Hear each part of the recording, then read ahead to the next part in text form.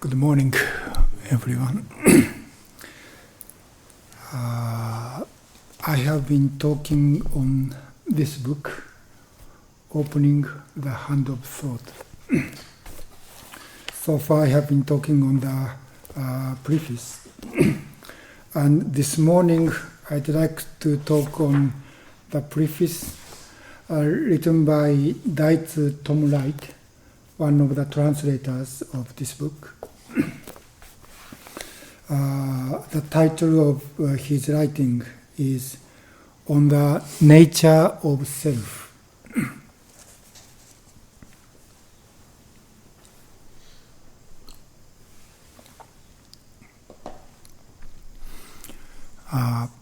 Tom Wright is one of my Dharma brothers.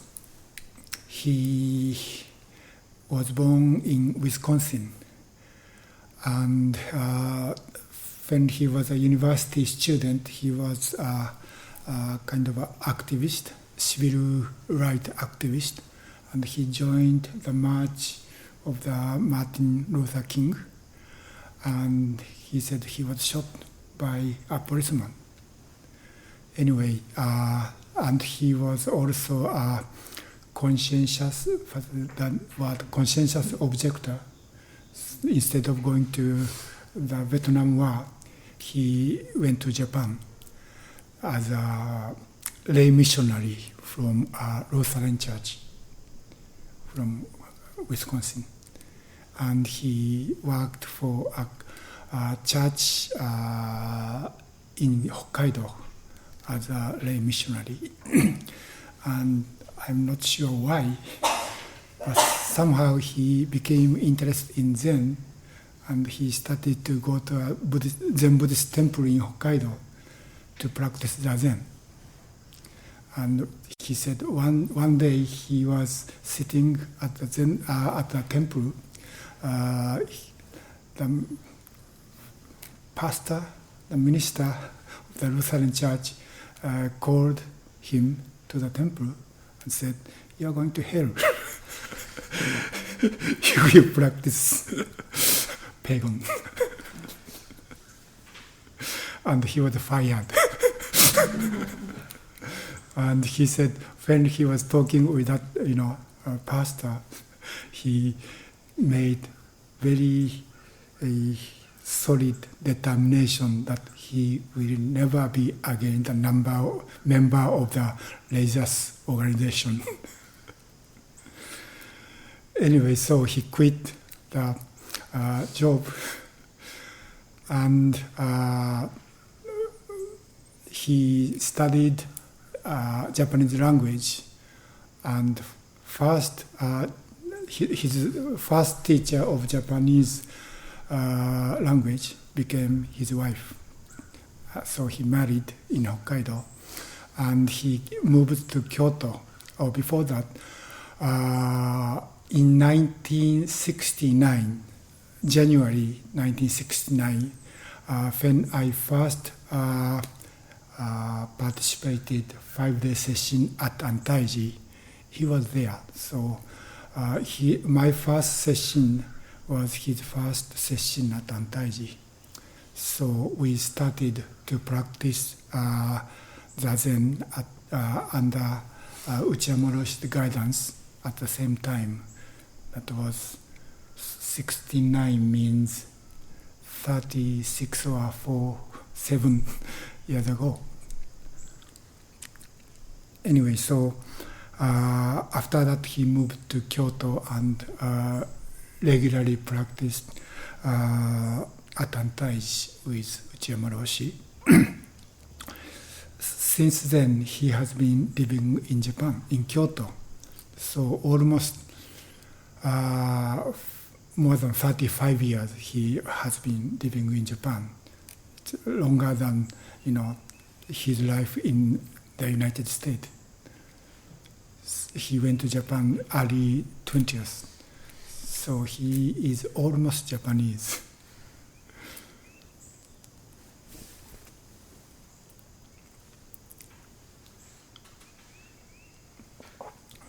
And when I went back to Kyoto from Massachusetts, from Valley Zendo. My teacher, Okumura Roshi, encouraged me to work with Tom Wright on translation of Dogen's teaching, Dogen's writing, and Okumura Roshi's own writing. And at that time, he had been working on the translation of Okumura Roshi's commentary on Tenzo Kyokun. So first we worked on his translation of, what's the English title? Refining Your Life. Is the book changed the title? Something like From the Kitchen to Enlightenment, or something like that, or I don't know. Anyway, the book is still available. So that was his translation, and I reviewed, looked through that entire translation of his work. And second, after we finished that work, the first translation of this book entitled Approach to Zen, that was published in this actually in Japan in 1973. That was translated mainly by a person whose name was Steve Yenik. This person is still also in Kyoto teaching English. And yet that book was already out of print for several years. So Tom Wright and me wanted to make a new translation. We also felt the original translation was not perfect. So we want to make a better translation. So we started to work on making a new translation of Approach to Zen, or original version of this book. That was 1981, so already more than 25 years ago.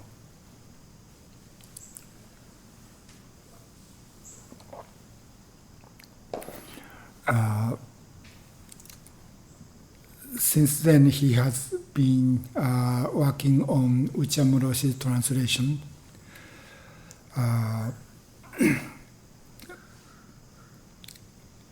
Anyway, when he translated this book, and not only Okumura Roshi, but also translate Dogen's book, one of the most difficult points to understand as an American or Westerner was the expression self.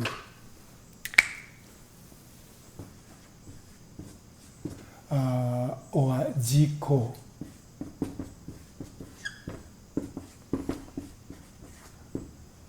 In Genjo Koan, he quotes Dogen's Genjo Koan in this preface. And so the usage of meaning of jiko in the way Okumura Roshi uses is from Dogen, and also actually from Shakyamuni Buddha. Anyway, in Genjo Koan, Dogen said,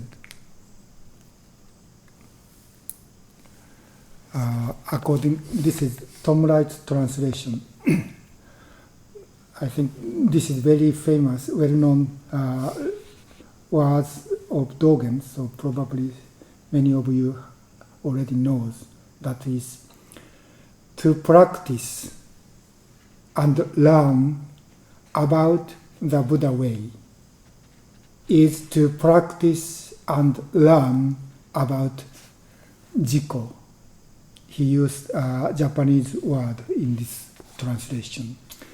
Forgetting about jiko, one is affirmed by,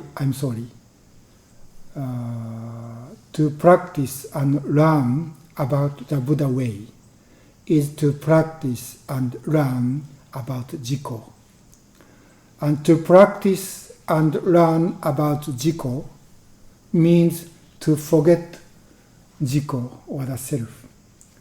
Forgetting about Jiko or the self, one is affirmed by all things, all phenomena, or all dharmas. To be affirmed by all things means to be made to let go of all concepts and artificial divisions of one's body and mind, as well as the body and mind of others, by these very things that affirm us. So Dogen is discussing about studying Buddha way.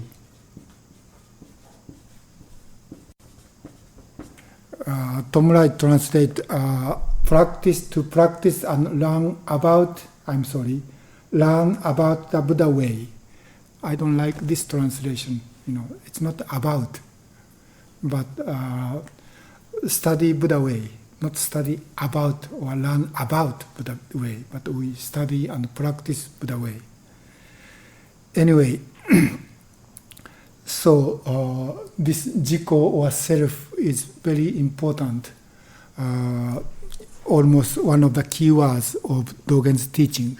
What is Jiko or the self?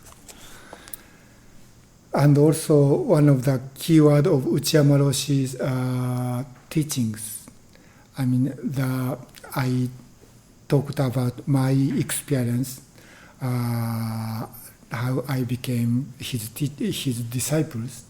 The first book I read, Okumura Roshi's book I read was entitled Jiko or the Self.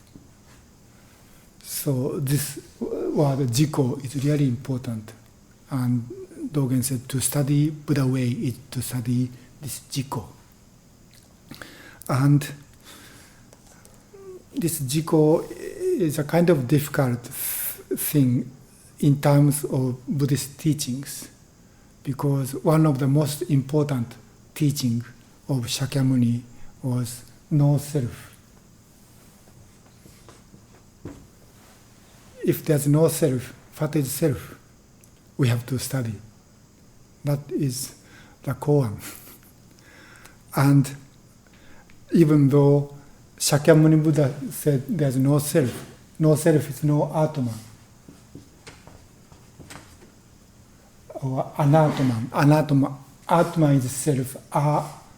Negate this one. So anatman means no self.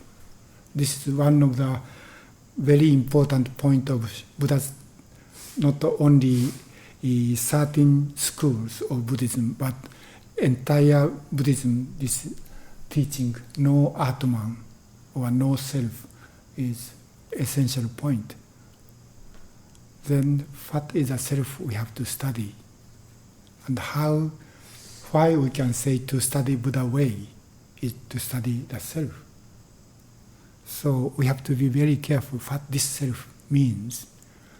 And another important point is, even though Shakyamuni said there's no self or anatman, he talked about atman in Dhammapada.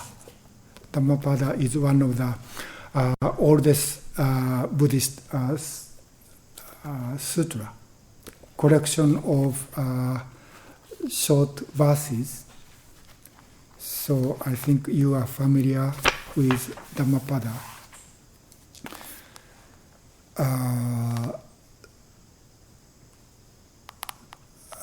Which section?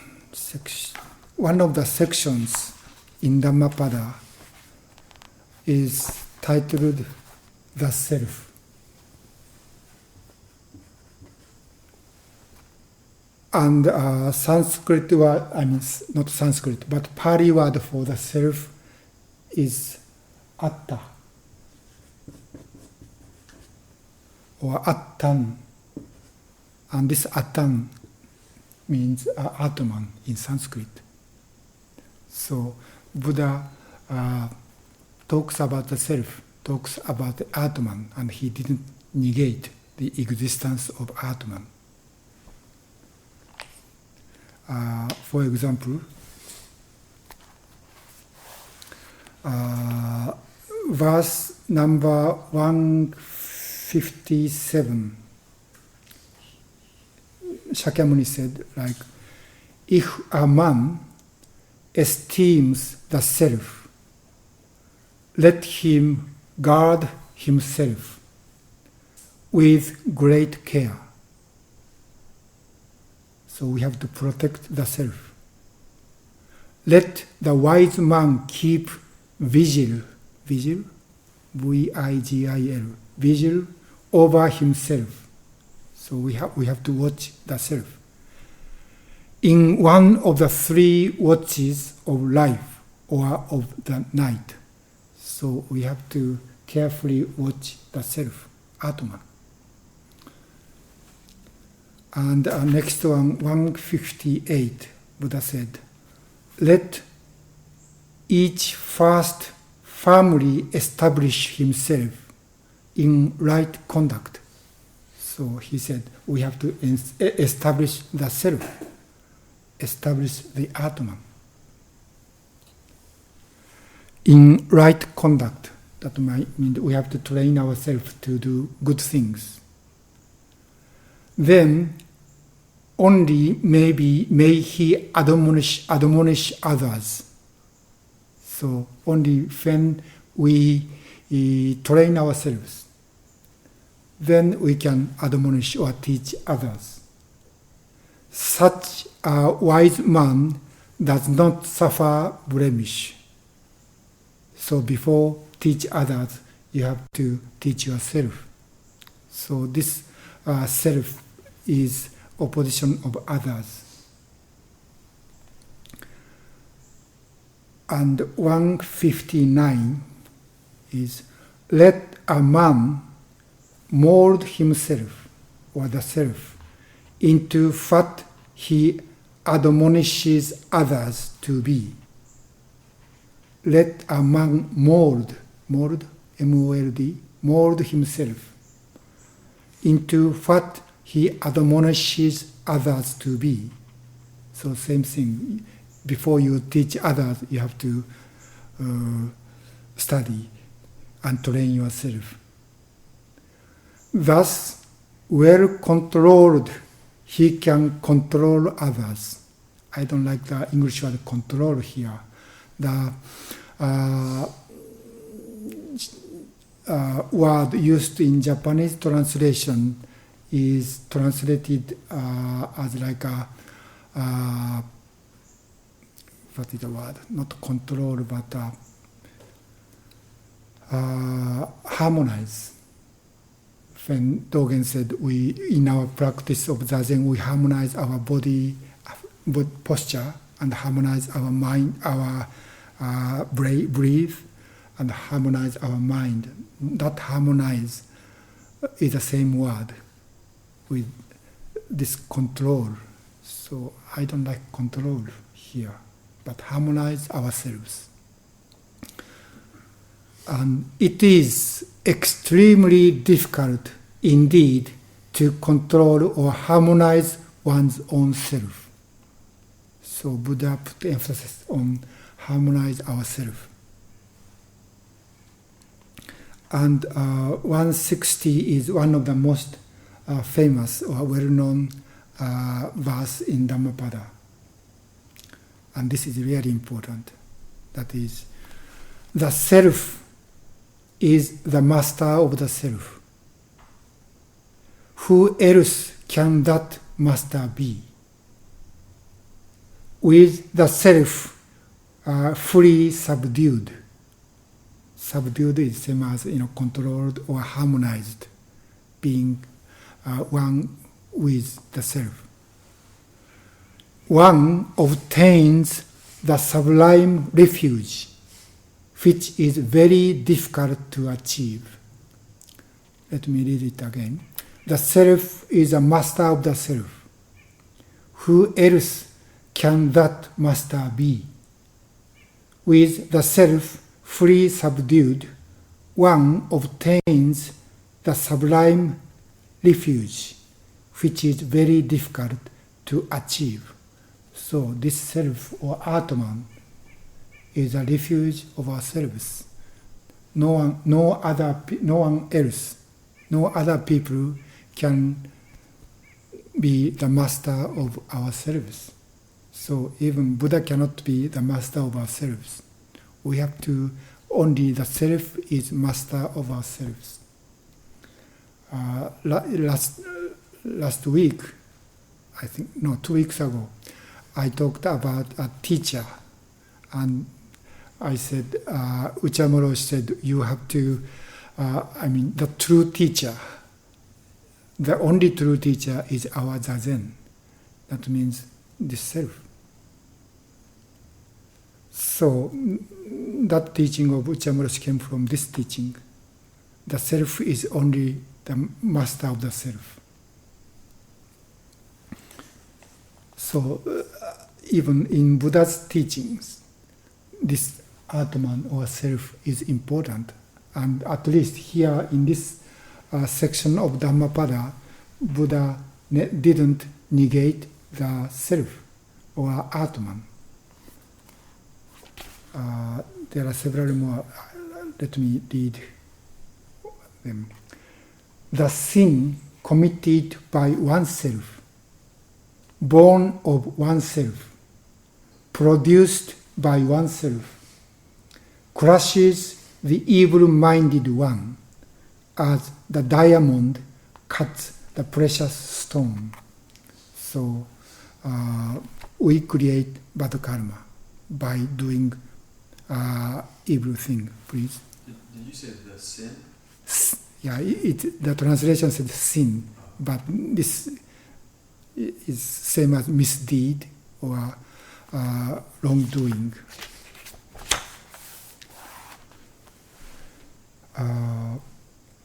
162 it said, as the parasitic malva creeper, a kind of a vine, destroys the sal tree. When the vine parasite a tree, the vine kills the tree. The destroys the sal tree, which it entwines. So the immoral conduct of a man gradually makes of him what his enemy would have him be.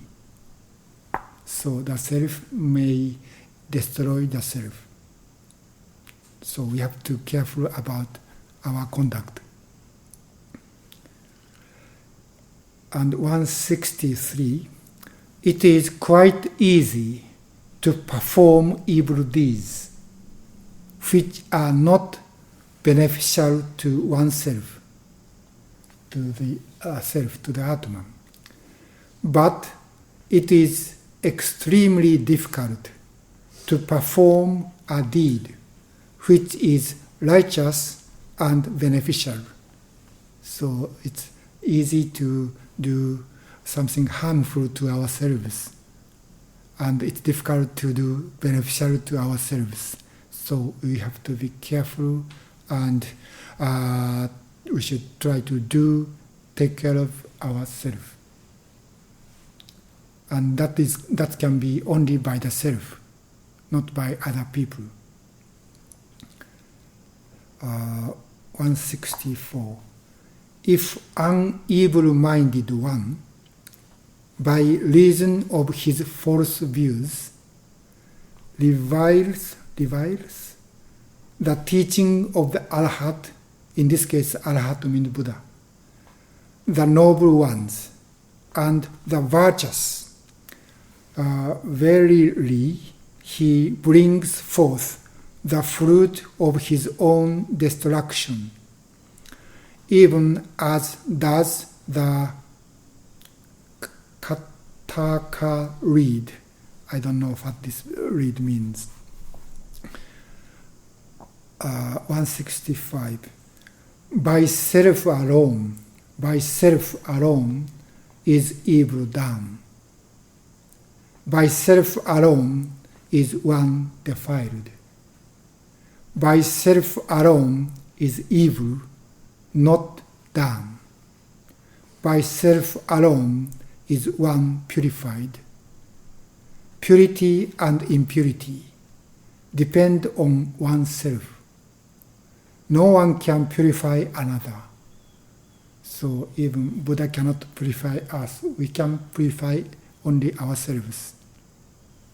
So we cannot rely on others. We have to practice by ourselves.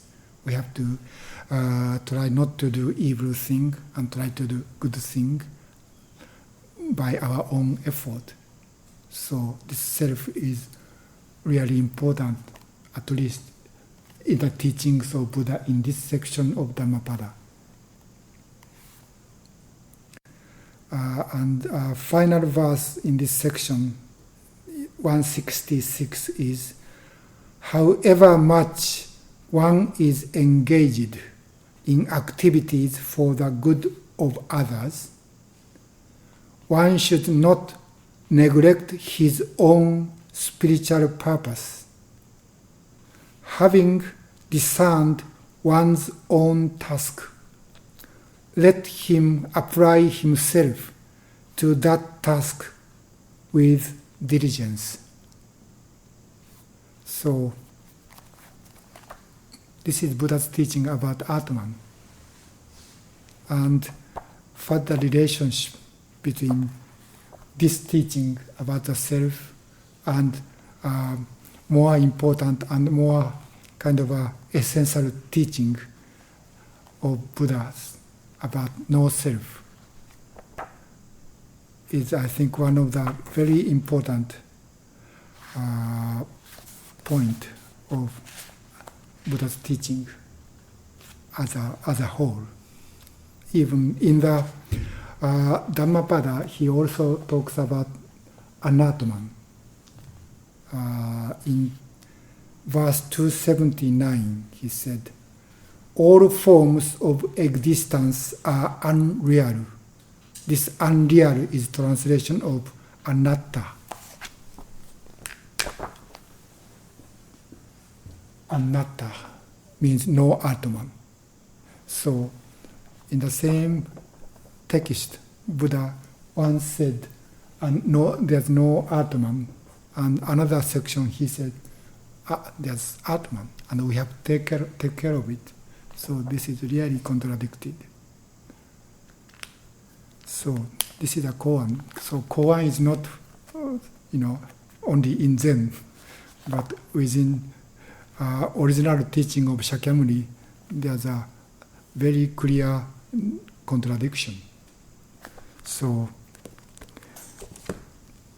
what shall we do?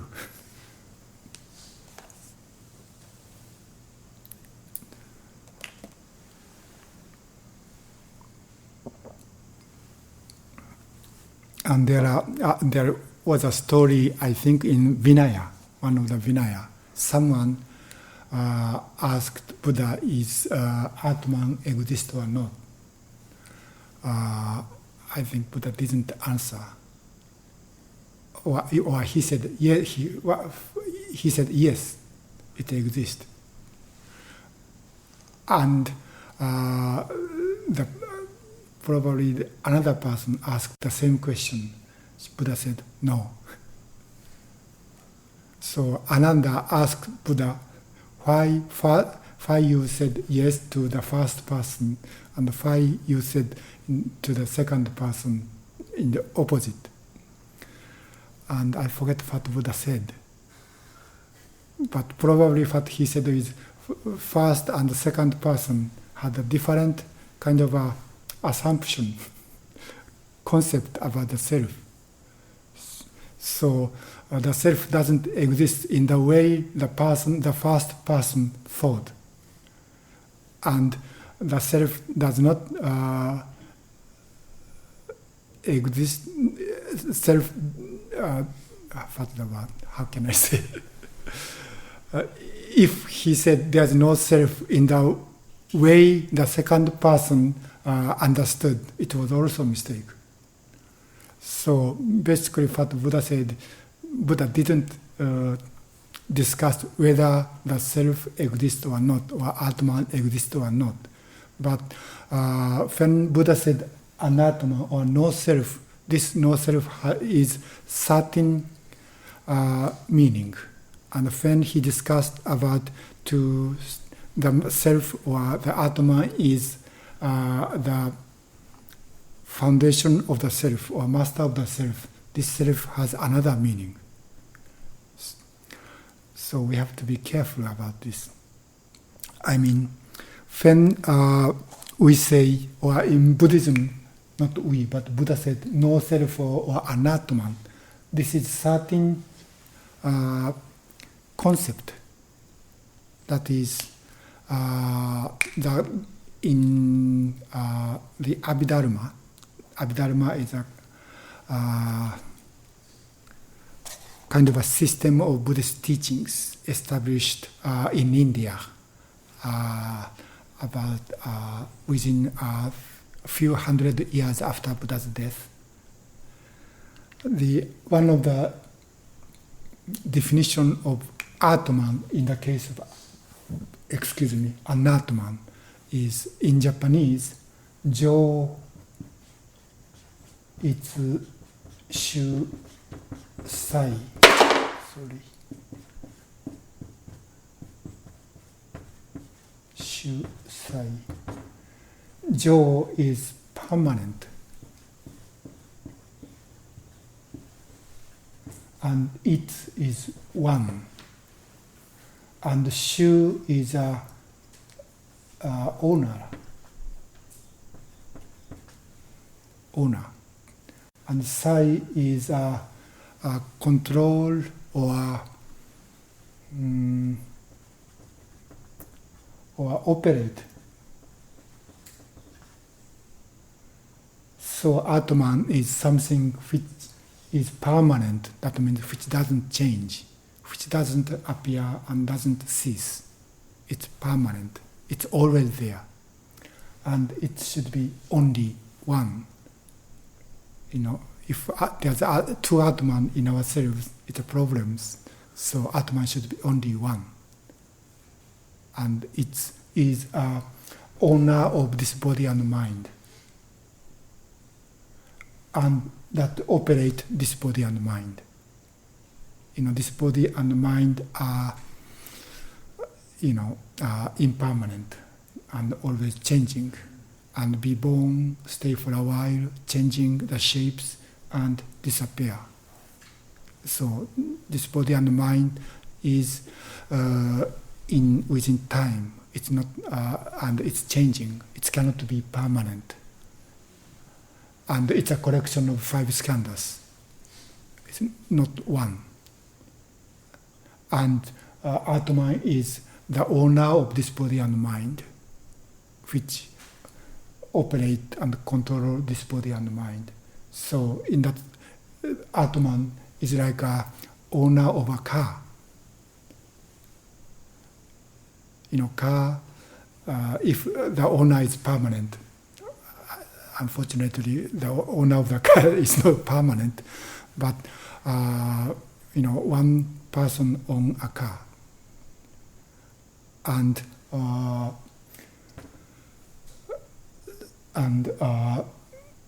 the owner or driver operates the car, and the car is like our body and mind. So there's some owner and user or operator of this body and mind, which doesn't change. That is the Atman Buddha negated. So it doesn't mean Shohaku is not here. Shohaku's body and mind is here, but there's no Shohaku besides the 5 skandhas, besides body and mind. This body and mind has no owner called Shohaku. but only 5 skandhas. That is what atman means. When we are born, we are tiny, and since then, our body start to grow and keep growing until we became like 20 years old, and we stop growing, but maintain that condition or shape for sometimes, and our body start to shrink and disappear. So our body is always changing, and our mind, how our mind function is also always changing. So our body and mind are always changing. But somehow we think, 58 years ago, Shohaku was Shohaku. And when I was a boy, still that was Shohaku. And when I was a teenager, still that was Shohaku. And when I was in 20 years old, or in my 20s, I was Shohaku. And now I'm 58, still Shohaku. So Shohaku is going through the changes, all this changes. But Shohaku never change. There's something which doesn't change. This something which doesn't change goes through that change of condition and situations each moment. If we don't think in this way, it's very difficult to understand what is happening. If everything is changing really and nothing which doesn't change, then I cannot call me yesterday that was Shohaku, because it's different. So this is a kind of I think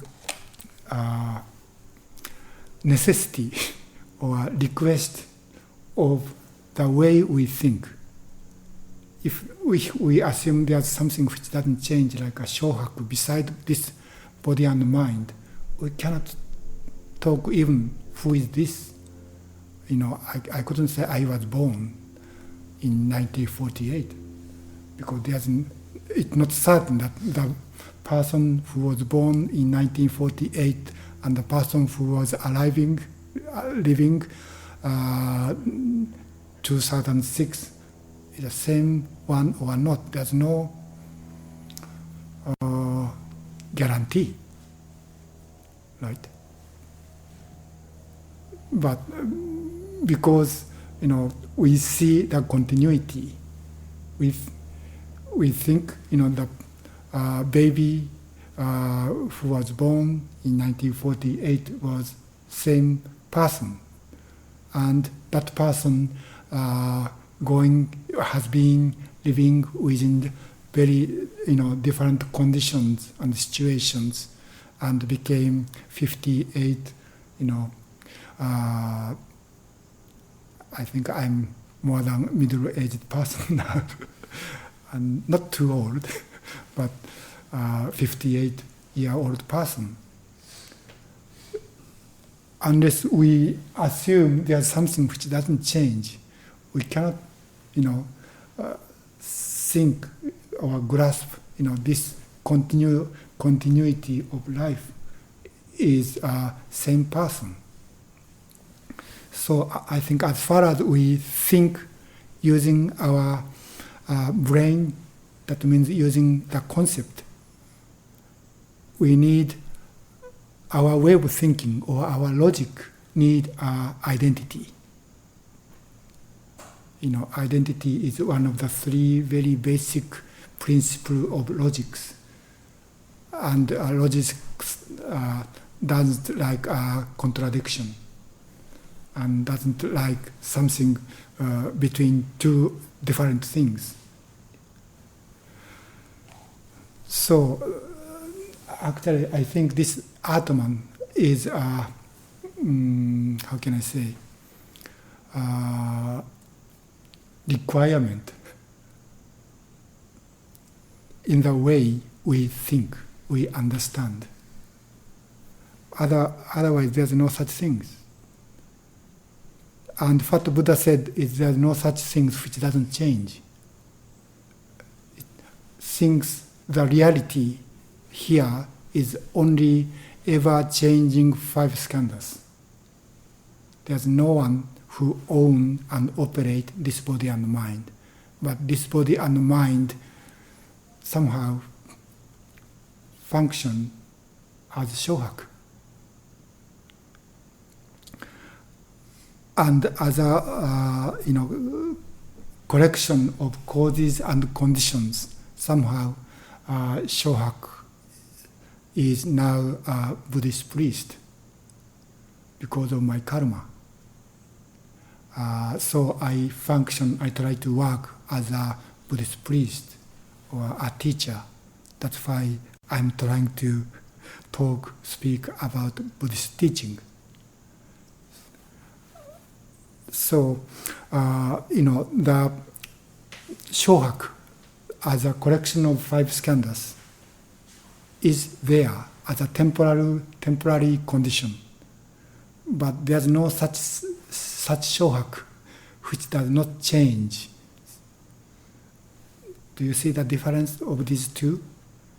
And when Buddha said no self, that means some permanent entity as Shohaku beside these five skandhas. But Shohaku as a collection of five skandhas is here. It's same as an example or analogy often used in Buddhism is like waterfall. For example, Niagara Fall. There's no such things called Niagara Fall. It's just a continuity of flowing water from high place to low place. So there's no such things called a Niagara Fall. If we take water from Niagara Fall and drink it, it becomes me. So any water in the fall is not the fall. So there's no such things exist called Niagara Fall. It's just a collection of all different elements. But Niagara Fall as a phenomena, as a movement, or even the happening, is really there. There's a lot of energy in the flows of water, and so the real Niagara Fall and the photo or painting of the fall is completely different things. The photo is just an image, but actual fall is really there. So we cannot say there's no Niagara Fall. But we also cannot say there is such things called Niagara Fall, which doesn't change. That's the difference. And the self is the same thing. So, depending upon what we think of, what kind of concept or meaning we have, Buddha's answer was yes or no. But we have to, when we study the self, we have to study the self, so study the self from very many different perspectives.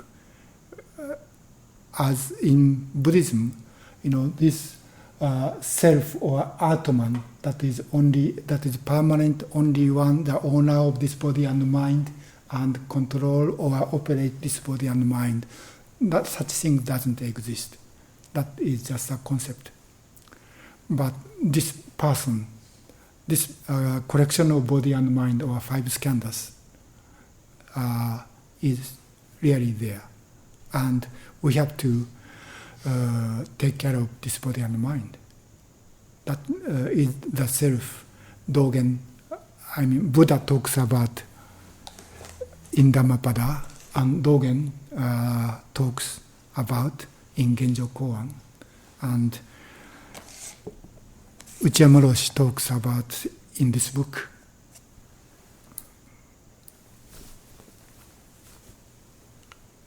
So please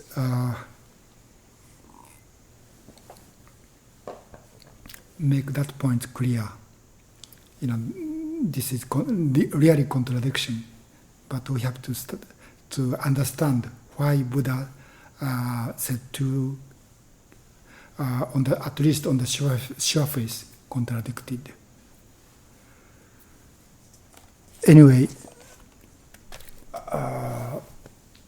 after he quoted Dogen's words from Genjo Koan, he wrote something like this.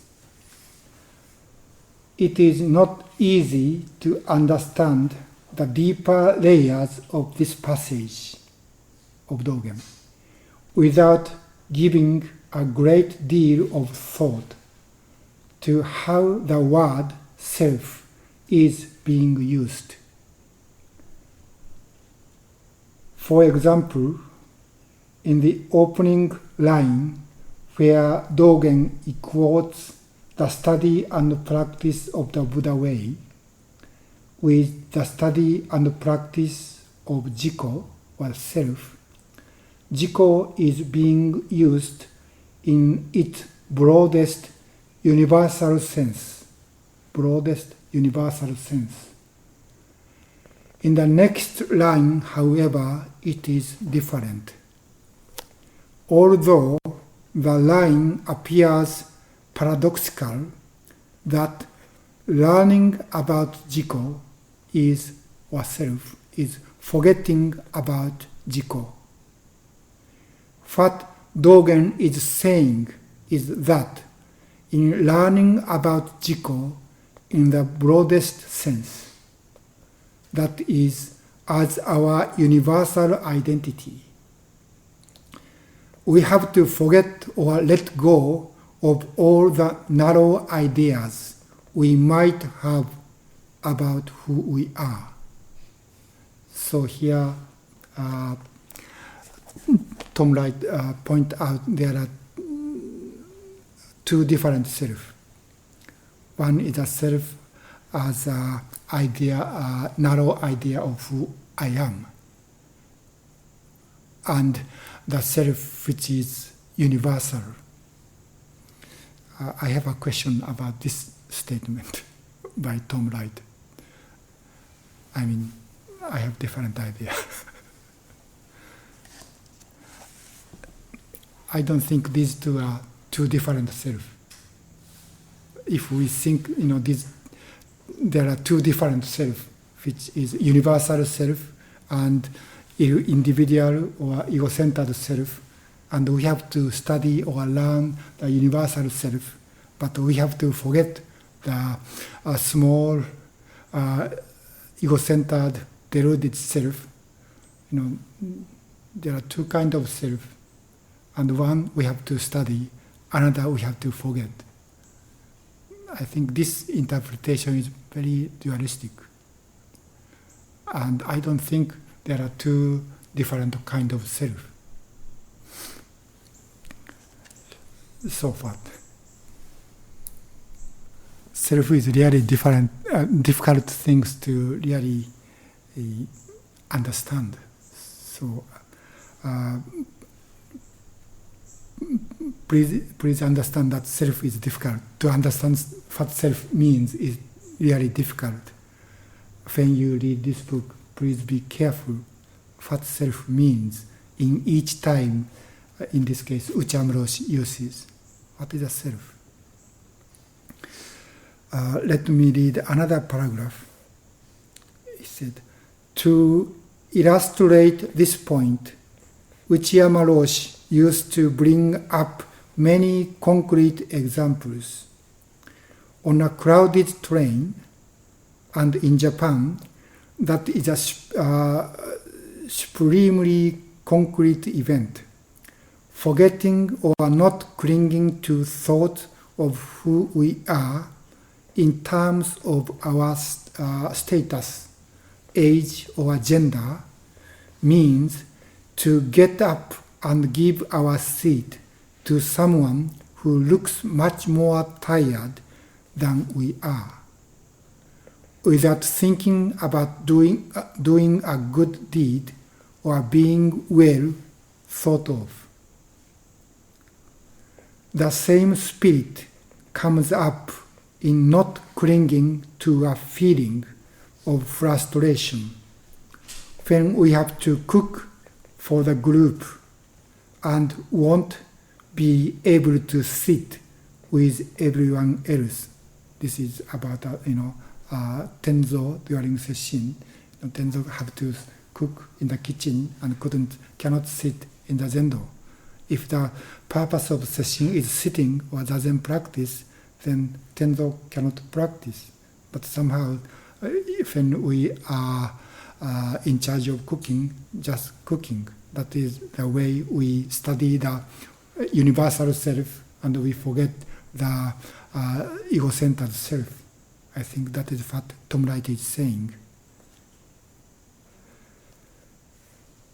Or not getting upset because we have been asked to clean the toilet instead of our teacher's room.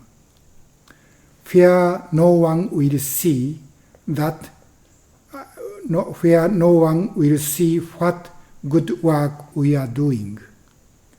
The examples are limitless in all our lives. So he picked up very concrete actions in our daily lives. How to study the self and how to forget the self. But I'm not so comfortable to this kind of interpretation about Okumura Roshi's teaching on the self. Not only Okumura Roshi, but also on Dogen's teaching.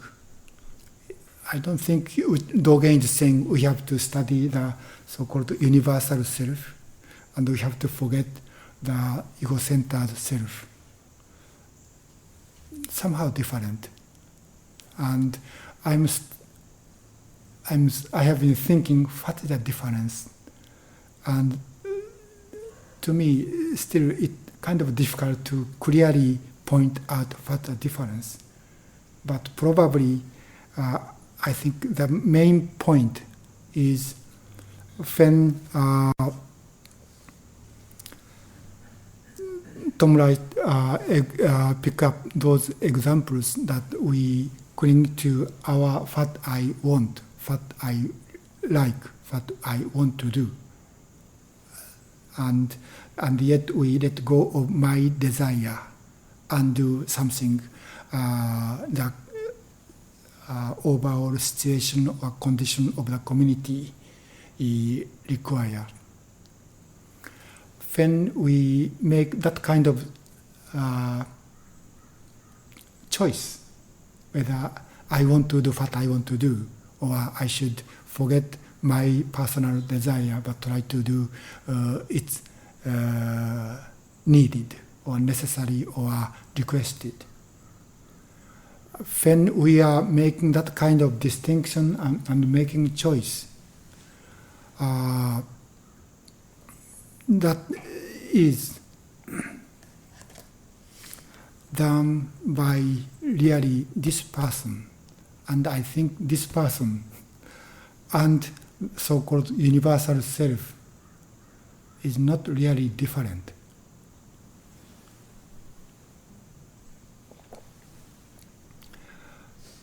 Do you understand what I mean? In a way, they can't be different. They can't Right. be completely different. So in Dogen's saying, the self we have to study and the self we have to forget is exactly the same self to me. if we make self into two, and one is good self, another is bad self, or even in Zen teachings, some Zen teachers use a small self and big self. That kind of way of teaching or interpretation is still kind of dualistic. So how can we understand and describe in a very undualistic way, non-dualistic way, is kind of my core now. And I think I understand what I want to say, but I have no clear way to express using words. So if you have some idea, please help me, please. I think Stephen Mitchell used metaphor of a dirty window, like the self. So by zazen, we clean the window or study the dirt, but it's still a window. Where is that from? Stephen Mitchell, also translator. I don't know what he... Yeah, that is another problem. That is another famous metaphor in Buddhism. Like empty space, and that's our self nature is empty. Is like empty space. There's no that. It's very always clean and clear, but somehow that came from and defiled the space, defiled our life. So we have to keep our room clean. That is one understanding of Buddhist teaching.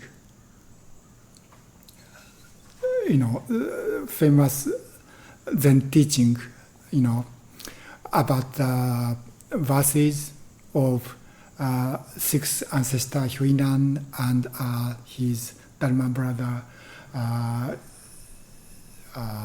Jinshu are the same examples. The Jinshu said, our life is like a bright mirror. And yet somehow, that come from outside and cloud the brightness of the mirror. So Jinshu said we have to always keep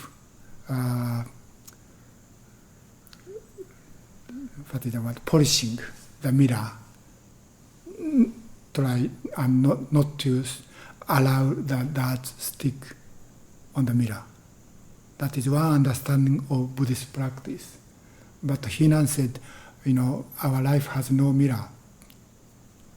And there's nothing from the beginning. So there's no way to that stick on the mirror. To really understand that nothingness is kind of enlightenment according to Huinan in that story. So the wind and that, I think the same analogy. If there's something clean or pure, and yet there's something dirty came from outside. So we have to try not to clean, not to allow that on the window. Is one understanding of Buddhist practice, and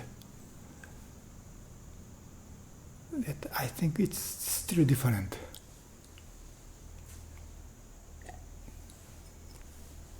Please. When you were describing Shohaku, you said, I thought that I heard you say that this collection of, I forgot the word, what are those?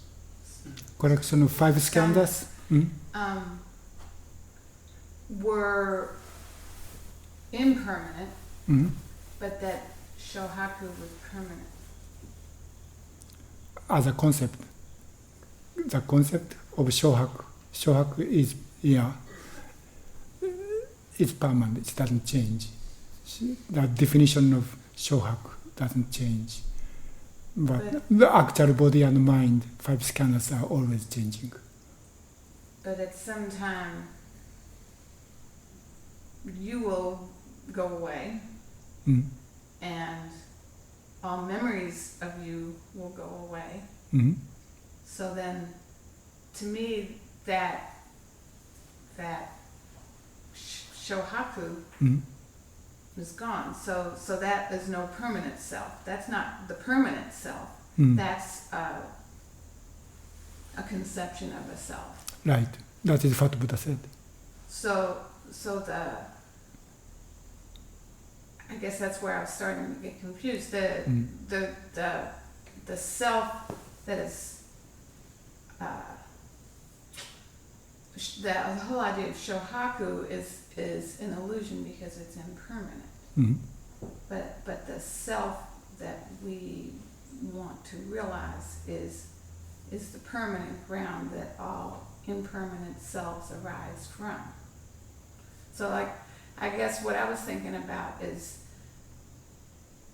this isn't going to be very clear, I don't think, but in a mathematical solution, Mhm. you can have, the solution exists everywhere, but to visualize it, you have to take a point and express it somehow. So there's all these points, but everything, they're just a concept.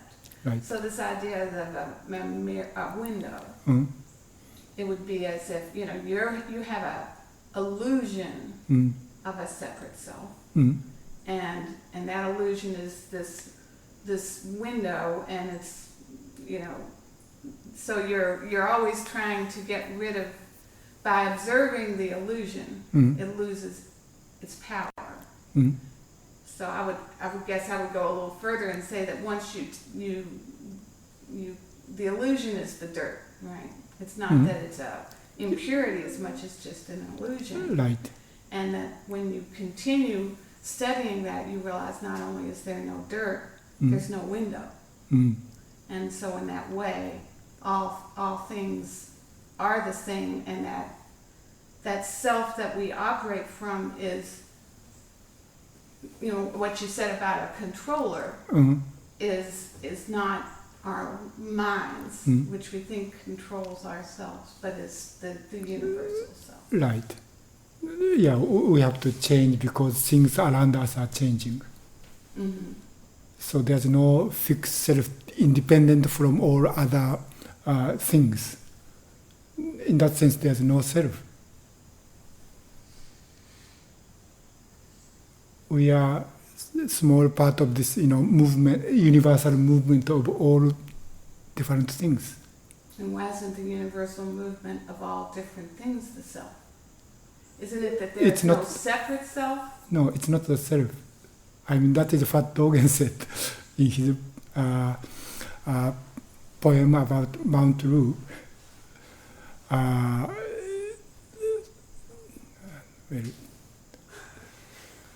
We don't have much time, but Dogen said the person in the mountain and the mountain is one. We are coming and going, being born in the mountain and moving around within the mountain. And this mountain is the person's body. This entire universe is the person's body. And yet this body is not the self. That means this is something cannot be fixed and which has no boundary. So we only things we can say is we are living together with all beings within boundless network of interdependent origination. And yet, as Buddha said in Dhammapada, we have to study that self through this particular collection of body and mind. and this particular body and mind and this universal movement is one thing. So here is a point we have to clearly see, and yet it's really difficult to express or explain using words and concept. So the masters have been using, the method the master have been using is just say no. Whatever students say, master said no. That is not right.